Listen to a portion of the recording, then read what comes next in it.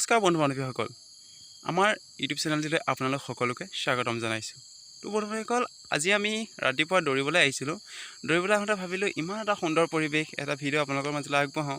এই ৰাতিপুৱাৰ সৌন্দৰ্যখিনি আপুনি উপভোগ কৰক, সেইবুলি ভাবি এটা ভিডিঅ' বনালোঁ। গতিকে আহক পলম নকৰি ভিডিঅ'টো আৰম্ভ কৰোঁ। আপোনালোকে দেখিছে কি সুন্দৰ পৰিৱেশ, এটা বহুত সুন্দৰ পৰিৱেশ। আপোনালোকে দেখিছে প্ৰকৃতি ইমান সৌন্দৰ্যতা, প্ৰকৃতি ইমান অৰূপ সৌন্দৰ্য দেখি ইমানেই ভাল লাগিছে যে ৰাতিপুৱা সময়খিনি মানে ইয়াতে কটাম যে সদায় তেনেকুৱা লাগিছে।